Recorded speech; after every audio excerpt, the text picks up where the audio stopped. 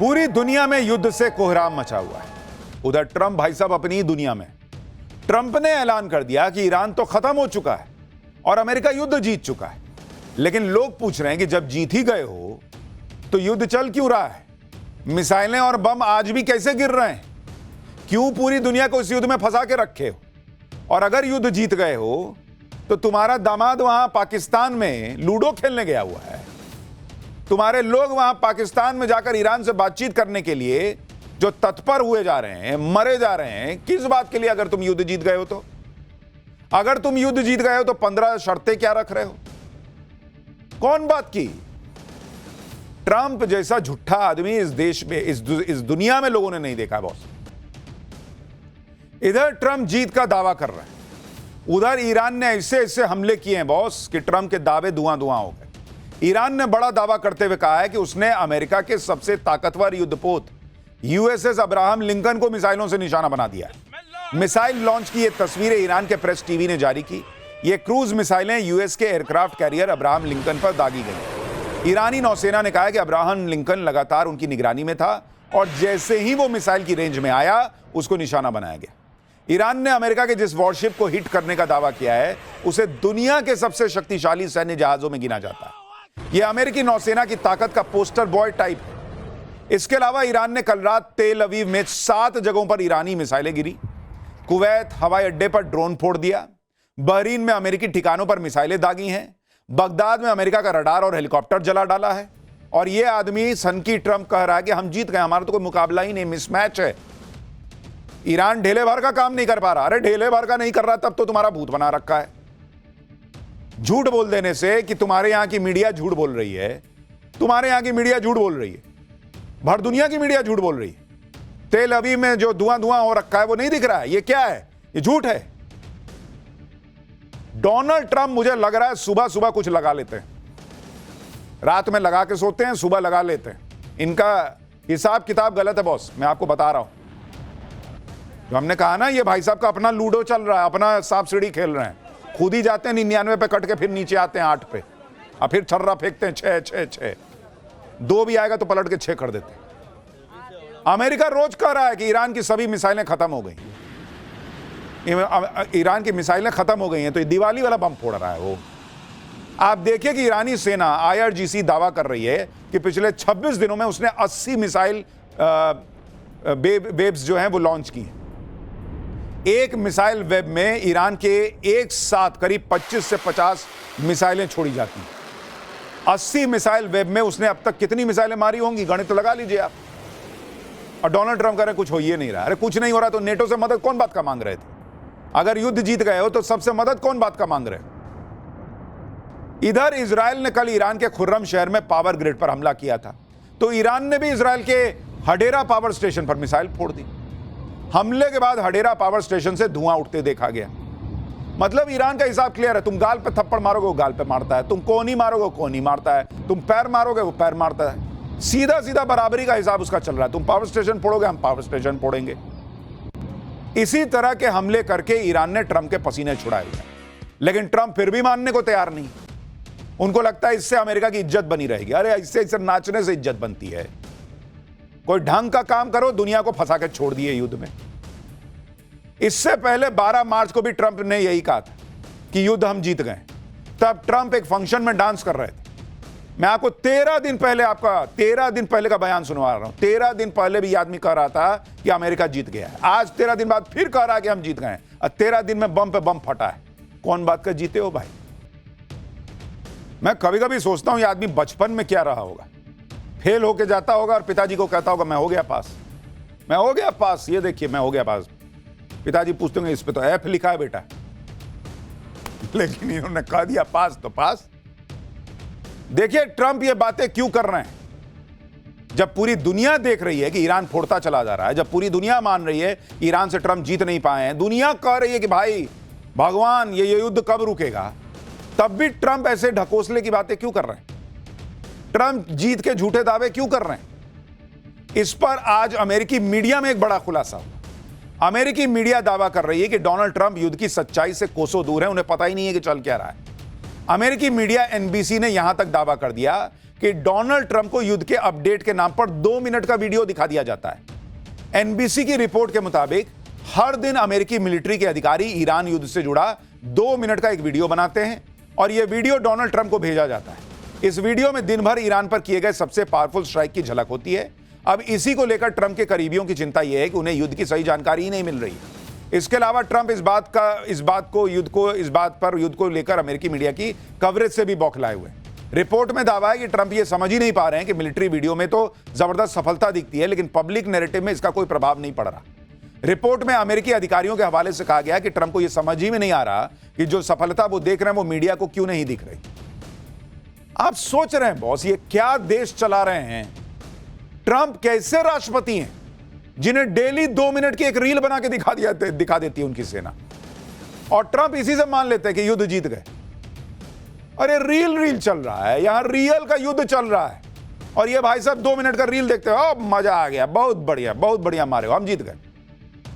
अब समझ में आया कैसे जीतते हैं? ये रील में जीत रहे हैं भाई, रियल में नहीं जीत रहे हैं। इन्हीं वजहों से ट्रंप की दुनिया भर में खिल्ली उड़ रही है। लोग मजाक उड़ा रहे हैं कि जो हॉर्मुज स्ट्रेट युद्ध से पहले खुला हुआ था उसे अब ट्रंप खुलवाने में पूरी ताकत लगाए बैठे। कौन बात का युद्ध लड़े जी तुम? मीम बना रहे हैं लोग कि युद्ध से पहले स्ट्रेट ऑफ हॉर्मुज खुला हुआ था, इस आदमी ने युद्ध करके उसको बंद कराया, अब कह रहा है कि मैं उसको खुलवा दूंगा और जीत जाऊंगा। अरे तो खुलवा क्या रहे हो? तो पहले ही खुला था, युद्ध में घुसे कायला। ऐसे ऐसे मीम बन रहे हैं, लोग दिखा रहे हैं कि देखिए अपना ही टांग आगे करके उस पर सफेद झंडा लगाया कि ईरान देखो मुझसे कह रहा है कि मैं ईरान सरेंडर करना चाहता है। लोग मीम बना के मजाक उड़ा रहे हैं भाई कि कैसे ये आदमी जो है वो अपने आप से बात कर लेता है, कहता है मैं ईरान से बात कर रहा हूं, खुद के जूते पे सफेद झंडा लगा के सरेंडर की बातें करता है। ट्रंप के बातचीत के दावों का ईरान भी मजाक उड़ा रहा है। ईरान ने क्लियर कट कह दिया है कि अगर युद्ध खत्म करना है तो उसकी 7 शर्तों को मानना हो। अब वो शर्तें क्या हैं सुनिए जो ईरान ने रखी हैं। ईरान कह रहा है कि अमेरिका के सभी गल्फ बेस बंद हों, यानी खाड़ी देशों में अमेरिका ने जो बेस बनाए हुए हैं वो सब बंद करो। ईरान कह रहा है भविष्य में हमला न करने की गारंटी दो, युद्ध से नुकसान की पूरी भरपाई भी करो। मतलब जितना तुम हमारे यहां नुकसान किए हो ईरान में, वो कह रहा है उसका पैसा दे के जाओ। ईरान पर लगे सभी प्रतिबंध हटाओ, इजराइल हिजबुल्लाह पर हमले बंद करे, मिसाइल प्रोग्राम पर कोई रोक ना लगे। अब आप सोचिए ये शर्तें अमेरिका कैसे मानेगा भाई? ईरान कह रहा है कि दोनों तरफ से मारपीट हो रही थी, उसके बाद वो कह रहा है कि भाई एक तो अपना सामान समेटो और वापस जाओ, और दूसरा कि यहां जितना रायता फैलाया हो ये समेट के पोछ पाछ के जाओ और खर्चा करो, जो हमारा खर्चा हुआ वो भी देके जाओ। ऑलरेडी अमेरिका की इतनी बेइज्जती हो रही, ये शर्त अमेरिका मान लेगा तो थू थू हो जाएगी, वो मान ही नहीं सकता। इसलिए हम कह रहे हैं कि युद्ध रुकने के कोई आसार नहीं लग रहे, और सीजफायर की जो बातचीत पाकिस्तान में चल रही है वो नौटंकी ज्यादा लग रही है, क्योंकि ईरान की इन शर्तों को मानने का मतलब है ट्रंप की सारी हेकड़ी जग जाहिर हो जाना, निकल जाना, अमेरिका की सुपर पावर वाली अकड़ की धज्जियां उड़ जाना। इसलिए ट्रंप ने दूसरे लोगों को ईरान को राजी करने पर लगा दिया कि चलो इसी बीच बातचीत तो करो कम से कम। ट्रंप ने इस बातचीत में पाकिस्तान को लगा दिया, इजिप्ट और तुर्की जैसे देश भी बातचीत में लगे। ईरान से बातचीत करने में पाकिस्तान का जब से नाम आया वो खुद को बड़ा खिलाड़ी मानकर कल से फुदक रहा है, लेकिन पाकिस्तान की यह खुशी ज्यादा टाइम नहीं टिकी। ईरान ने पाकिस्तान को तगड़ा झटका दे दिया। ईरान ने पाकिस्तान जा रहे कंटेनर को हॉर्मुज के एंट्री गेट पे ही रोक दिया गया। रुक, किधर जा रहा है तू? इंडिया का जहाज थोड़ी है जो तू चला जाएगा। ईरान ने कहा कि पाकिस्तान जा रहे जहाज ने इस अहम समुद्री रास्ते से गुजरने की इजाजत पहले से नहीं ली। ईरान ने ऐसे वक्त में पाकिस्तान के जहाज को भगा दिया जब पाकिस्तान ईरान और अमेरिका के बीच मध्यस्थता कराने का दावा कर रहा है। अब सोचिए जिसका जहाज ईरान लौटा दे रहा है कि भाग जाओ, नहीं जाने देंगे, उसके कहने पे अमेरिका से डील कर लेगा। कितने चांसेस होंगे इसके आप बताइए?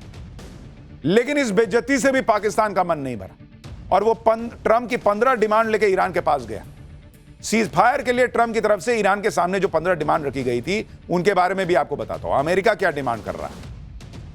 अमेरिका कह रहा है कि ईरान से पक्की गारंटी लेगा कि वो कभी परमाणु हथियार डेवलप नहीं करेगा, न्यूक्लियर प्रोग्राम पर पूरी तरह से रोक लगाएगा, संवर्धित यूरेनियम का पूरा स्टॉक देश से बाहर करेगा, बैलिस्टिक मिसाइल क्षमता और मिलिट्री इंफ्रास्ट्रक्चर को नष्ट कर देगा, यूएन की निगरानी में ईरान के बाहर सिविलियन न्यूक्लियर प्रोग्राम होगा, हमास, हिजबुल्लाह और जैसे प्रॉक्सी ग्रुप्स को सपोर्ट बंद करेगा, इजराइल पर हमले बंद करेगा, स्ट्रेट ऑफ हॉर्मुज को फिर से खोलना होगा, अमेरिकी और इजरायली जहाजों की सुरक्षा, आसपास के देशों के एनर्जी इंफ्रास्ट्रक्चर पर हमले बंद करने होंगे। यानी जो अमेरिका कह रहा है वो लगता नहीं ईरान मानेगा, और जो ईरान कह रहा है वो तो अमेरिका नहीं मान सकता। इसलिए कहा जा रहा है कि पाकिस्तान के साथ क्या ट्रंप खेल कर रहे हैं, क्योंकि ये शर्तें ईरान क्यों मानेगा, वो भी तब जब ईरान 26 दिन से इस युद्ध में टिका है, साफ कह रहा है कि मर जाएंगे लेकिन लड़ते रहेंगे। वो तब नहीं झुका तो अब झुक जाएगा, ये शर्तें मान लेगा। इसके अलावा सबसे बड़ी बात यह है कि ईरान को यह पता है कि वो ट्रंप पर भरोसा नहीं कर सकते। ट्रंप कहते कुछ और हैं, करते कुछ और हैं। इसलिए सवाल उठ रहे हैं कि क्या ट्रंप कोई और प्लान बनाकर बैठे हैं? बातचीत, शर्तें सब दिखावा है क्या ट्रंप पाकिस्तान का इस्तेमाल कर रहे हैं? ट्रंप का प्लान बी क्या है आगे बताऊंगा, लेकिन आप यह भी देखिए कि इधर ट्रंप ईरान से बातचीत का दावा कर रहे हैं, उधर ट्रंप ने कल 25 दिन के युद्ध के बाद पहली बार पीएम मोदी से भी बातचीत की। मतलब जब ट्रंप युद्ध में सबसे अहम मोड़ पर खड़े हैं तब उन्होंने सीधे पीएम मोदी को भारत को फोन लगाया। और हमने आपको कहा था कि ट्रंप अब युद्ध में भारत की मदद चाहते हैं, ईरान से बातचीत में भारत की मदद चाहते हैं, दोनों में से कुछ भी हो सकता है। और इसका इशारा भारत में अमेरिकी राजदूत सर्जियो गौर दे रहे हैं। एक इंटरव्यू में पीएम मोदी और ट्रंप की बातचीत को लेकर सर्जियो गौर ने कहा कि जब अमेरिका ईरान से बातचीत कर रहा है तब ट्रंप पीएम मोदी को लूप में रखना चाहते हैं। पीएम मोदी ग्लोबल पजल का अहम हिस्सा हैं। यह बहुत ही अहम फोन कॉल था। सर्जियो गौर ने कहा कि हॉर्मुज स्ट्रेट को खुलवाना इस बातचीत के फोकस में था और राष्ट्रपति ट्रंप हमेशा पीएम मोदी की इन्वॉल्वमेंट का स्वागत करते हैं। सर्जियो गौर के बयान से संकेत मिल रहा है कि ईरान में आगे जो भी होगा उसमें अमेरिका भारत को भी एक एक्टिव स्टेक होल्डर की तरह देख रहा है। और क्या यह संभव है कि डोनाल्ड ट्रंप ने कल फोन करके पीएम मोदी को अपने प्लान बी के बारे में बताया है, भारत को उस प्लान बी के बारे में बताकर भारत को लूप में लिया है, क्योंकि भारत इस रीजन का बड़ा प्लेयर है।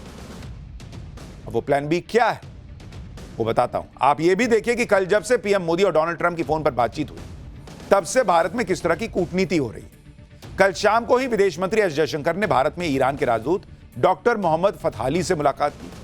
आज विदेश मंत्री एस जयशंकर ने भारत दौरे पर आए अमेरिकी युद्ध विभाग के अंडर सेक्रेटरी एल्ब्रीज कोल्बी से भी मुलाकात की। अमेरिका मान रहा है कि ईरान के मामले में भारत की भूमिका इंपॉर्टेंट है। दूसरी तरफ भारत में ईरान के राजदूत डॉक्टर मोहम्मद फतहाली ने भी भारत को लेकर बड़ा बयान दिया। उन्होंने कहा कि पश्चिमी एशिया में बढ़ते तनाव को कम करने में भारत प्रभावी भूमिका निभा सकता है। भारत एक भरोसेमंद देश है जिसकी सबसे बड़ी ताकत यह है कि वह गलतफहमियों को दूर करने और बातचीत का रास्ता खोलने की क्षमता रखता है। भारत के पास पश्चिमी एशिया में तनाव घटाने की खास काबिलियत है, यह ईरान के राजदूत कह रहे हैं। यानी उधर अमेरिका भरोसा जता रहा है, इधर ईरान भी भरोसा जता रहा है कि भारत रास्ता निकाल सकता है। एक्सपर्ट भी मान रहे हैं कि भारत ही वो इकलौता प्लेयर है जिसके ईरान, अमेरिका, इजराइल और खाड़ी देश यानी जितने भी स्टेक होल्डर हैं सबसे अच्छे संबंध। यानी एक तरफ डिप्लोमेसी की बातें हो रही, लेकिन सबसे बड़ी दिक्कत है कि ये डिप्लोमेसी तो तब कामयाब हो ना जब आप जिसके लिए बात कर रहे हैं वो नेता कामयाब हो। लेकिन ट्रंप का तो कोई भरोसा ही नहीं है, क्योंकि एक तरफ ईरान को बात करने के ऑफर दे रहा है, दूसरी तरफ ट्रंप की अपनी सीक्रेट तैयारी चल रही है। यूएस नेवी के 2 वॉरशिप यूएसएस त्रिपोली और यूएसएस न्यू ऑरलियंस अगले 48 घंटे में ईरान के आसपास तय लोकेशन पर पहुंच जाएंगे। इन दोनों जहाज पर यूएस नेवी की 31st मरीन एक्सपीडिशनरी यूनिट के करीब 2200 कमांडो सवार हैं। तीसरा यूएस वॉरशिप यूएसएस बॉक्सर, इस पर यूएस नेवी के 11वीं मरीन एक्सपीडिशनरी यूनिट के 2500 मरीन कमांडो सवार हैं। मतलब अमेरिका के 3 जहाजों पर करीब 5000 मरीन कमांडो ईरान में घुसने के लिए पहुंच रहे हैं। इसके अलावा समंदर में अमेरिका की दूसरी तैयारियां देखिए। अमेरिका का एयरक्राफ्ट कैरियर अब्राहम लिंकन पहले से मिडिल ईस्ट में तैनात है। अब अमेरिका का दूसरा aircraft carrier USS George H.W. Bush भी मिडिल ईस्ट में पहुंच चुका है। इसने यूएसएस गेराल्ड आर फोर्ड पर ईरान के हमले के बाद उसकी जगह ली। जमीनी हमले के लिए अमेरिका ने अपनी 82वीं एयरबोर्न इमीडिएट रिस्पांस फोर्स के 3000 कमांडो को स्टैंड बाय मोड पर रखा। ये कमांडो आदेश मिलने के 18 घंटे के अंदर दुनिया के किसी भी कोने में पहुंचने की काबिलियत रखते हैं। यानी साफ साफ दिख रहा है कि डोनाल्ड ट्रंप प्लान बी पे काम कर रहे हैं, और वो प्लान बी है स्ट्रेट ऑफ हॉर्मुज को खुलवाने के लिए ईरान पर हमले करना, स्ट्रेट ऑफ हॉर्मुज पर हमले करना, ईरान में घुसना। अमेरिका अपने 5000 मरीन कमांडो के साथ ईरान में ग्राउंड ऑपरेशन कैसे शुरू करेगा, अगर करेगा तो, इस पर भी कई तरह की बातें हो रही हैं। एक्सपर्ट्स ईरान में 4 ऐसी लैंडिंग साइट्स के बारे में बात कर रहे हैं जहां से अमेरिकी कमांडो घुस सकते हैं, और उसे आपको मैप पे दिखाता हूं। ईरान और उसके आसपास ये 4 लैंडिंग साइट्स हैं जहां से अमेरिकी सैनिक घुस सकते हैं। पहला है खार्ग आइलैंड, दूसरा लैंडिंग साइट है हॉर्मुज आइलैंड, तीसरा है एंट्री पॉइंट है हॉर्मुज स्ट्रेट पर नॉर्थ ओमान का हिस्सा, और चौथी लैंडिंग साइट ईरान का चाबहार पोर्ट भी हो सकता है।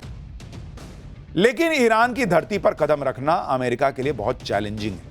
अगर ईरान में घुसना इतना हलवा होता तो अमेरिका 25 दिन से बम पे बम नहीं गिरा रहा होता, वो घुस गया होता अब तक। वो वेनेजुएला की तरह कब का ईरान को निपटा चुका होता। ईरान में अमेरिका को ग्राउंड ऑपरेशन शुरू करने में क्या क्या खतरे हैं, कौन कौन सा चैलेंज है, वो 4 पॉइंट में समझिए। पहला पॉइंट, ज्यादातर एक्सपर्ट्स मान रहे हैं कि अमेरिका खार्ग आइलैंड से ईरान पर कब्जे की शुरुआत करेगा, लेकिन खुद अमेरिकी अखबार न्यूयॉर्क टाइम्स लिख रहा है कि खार्ग आइलैंड पर उतरना अमेरिकी एयरफोर्स के लिए बहुत मुश्किल है, क्योंकि अमेरिका ने पहले ही खार्ग आइलैंड पर हमला करके वहां ईरान की एयरफील्ड तबाह कर दी है। ऐसे में अमेरिका के जहाज उतरेंगे कैसे? अब इसमें यह हो सकता है कि अमेरिका पहले अपनी नेवी को खार्ग आइलैंड पर भेजे, फिर अमेरिकी इंजीनियर्स वहां पर एयरफोर्स के लिए रनवे ठीक करें, तब जाकर अमेरिका अपने सैनिकों को डायरेक्ट वहां लैंड करा पाए, जो कि बहुत दूर की कौड़ी लग रहा है। दूसरा पॉइंट, मान लेते हैं कि अगर अमेरिका ने खार्ग आइलैंड पर कब्जा कर भी लिया, तो सवाल यह है कि वो वहां टिकेगा कितने दिन, क्योंकि खार्ग आइलैंड ईरान के समुद्री किनारे से केवल 24 किलोमीटर दूर है। खार्ग पर अमेरिकी कमांडो के पास एयर डिफेंस तो होगा नहीं, तो ईरान की मिसाइलें खार्ग पर अमेरिकी बेस को धुआं धुआं कर देंगी, क्योंकि बैकअप वाले अमेरिकी वॉरशिप ईरान के तट से सैकड़ों मील दूर होंगे। जब तक वो ईरान की मिसाइलों को डिटेक्ट कर पाएंगे, तब तक ईरान की मिसाइलें खार्ग पर अपना काम कर चुकी होंगी। अमेरिका के ग्राउंड ऑपरेशन की अटकलों के बीच एक बड़ा फैक्ट यह भी निकलकर सामने आ रहा है कि ईरान के आसपास मिडिल ईस्ट में अभी अमेरिका के जिन 50,000 सैनिकों की तैनाती है, वो सैनिक किसी देश पर कब्जे के लिए ट्रेंड ही नहीं है। इसलिए अमेरिका अपने 5,000 मरीन कमांडो पर ही ग्राउंड ऑपरेशन शुरू करने के लिए डिपेंडेंट है।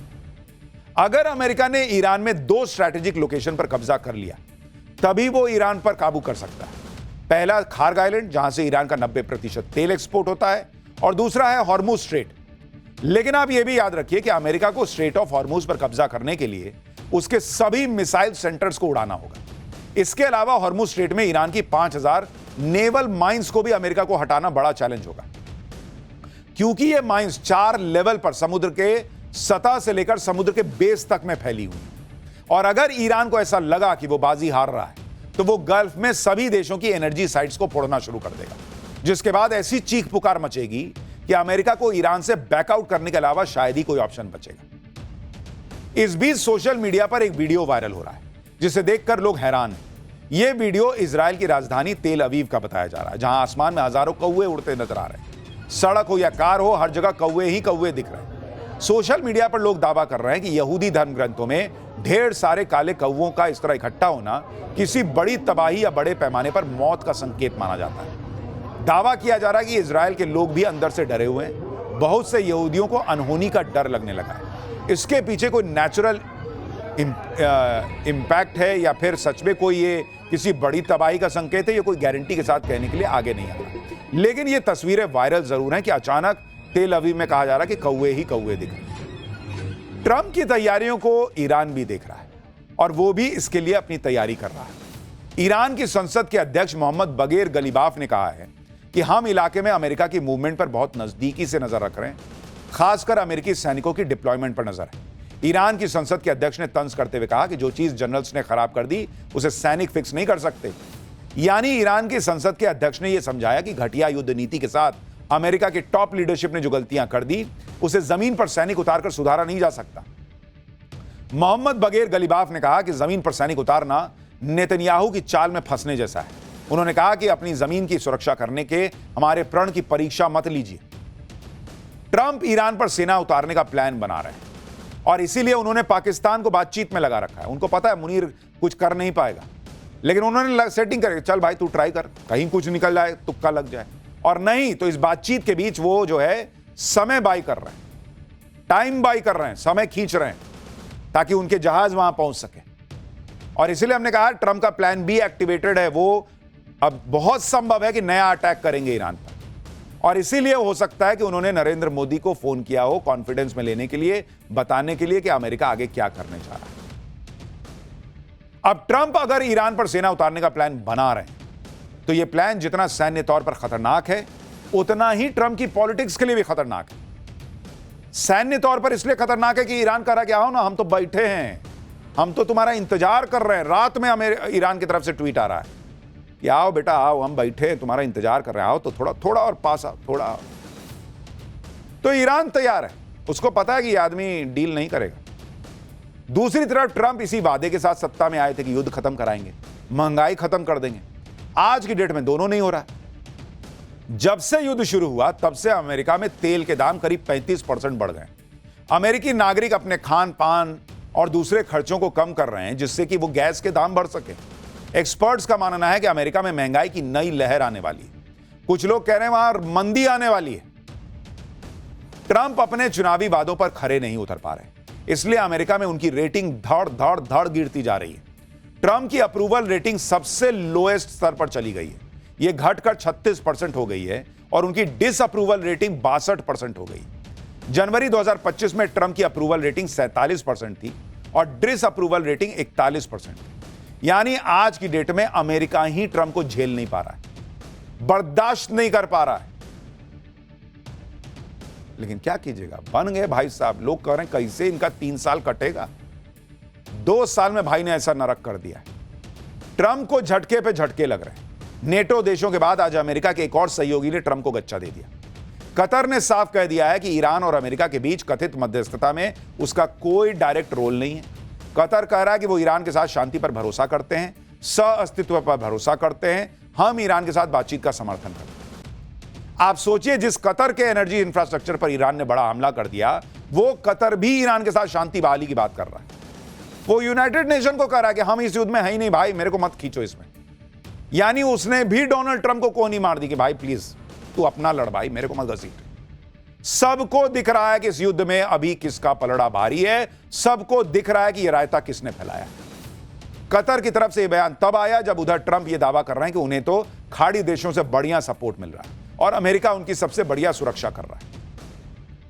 ट्रंप अगर बातचीत की आड़ में ईरान पर सरप्राइज अटैक कर देंगे तो बॉस पाकिस्तान भी फंस जाएगा, क्योंकि अभी बातचीत में पाकिस्तान भी इन्वॉल्व है।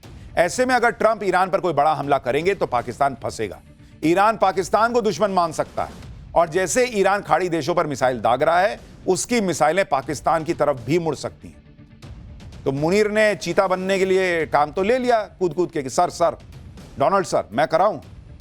डोनाल्ड ट्रंप ने भी कहा कि भाई तू जा बात कर, देख अगर कुछ निकल गया तो हो गया, बहुत बढ़िया, और नहीं तो हम तो मारने जा ही रहे थे, तब तक उसमें खेला चलेगा कि भाई तू बातचीत कर रहा है। लेकिन इस चक्कर में अब कहीं पाकिस्तान ना नप जाए। तो अभी फिलहाल ये युद्ध रुक जाए, इसके आसार बहुत कम लग रहे हैं।